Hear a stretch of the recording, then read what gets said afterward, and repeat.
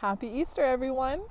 Now, you might be hearing that and going, wait, Ms. Goldberg, did you mean to send this video like a week ago? Like, it was like 8 or 9 days ago, right?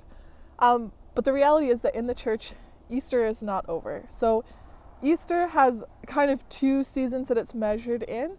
So we have like Easter Sunday, the Easter day, but we also have the Easter octave.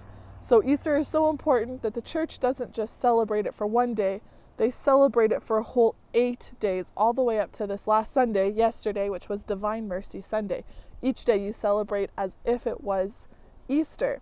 Then we also have the Easter season, just like we have Lent and Advent and the Christmas season.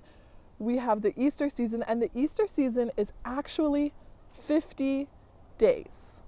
So it's not just one day, it's not just 8 days, it is 50 days, which is actually 10 days longer than Lent.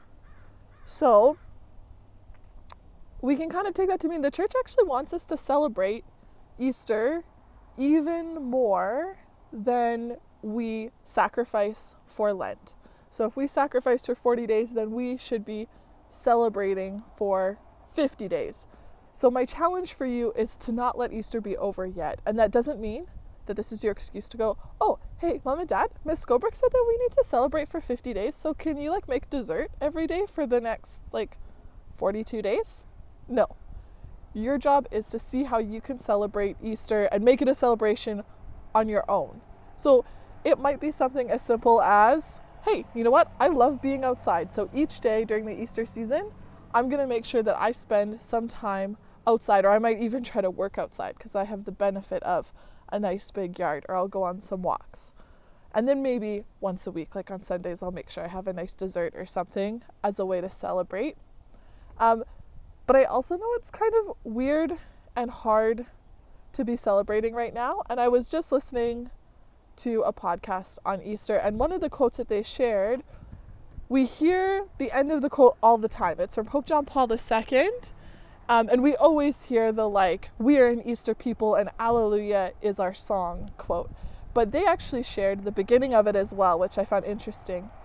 And he says, we do not pretend that life is all beauty.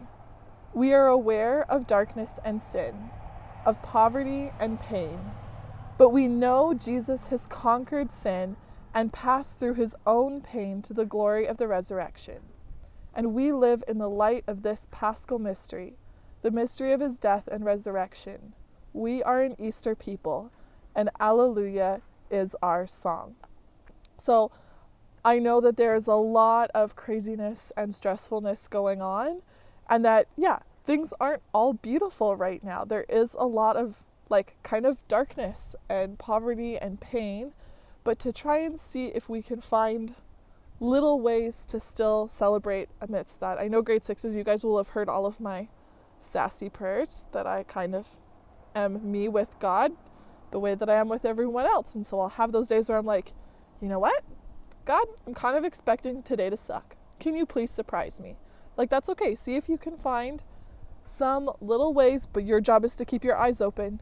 You have to look for those little surprises, but to actually really be paying attention and look to see what are the little gifts that you're getting within your day, and how can you make Easter last 50 days. So just with the same intentionality that you went about figuring out what you were going to give up and how you were going to fast through Lent, try to really take some time to think about, how can I celebrate Easter, and really kind of enter in and experience this, because the church wants us to celebrate.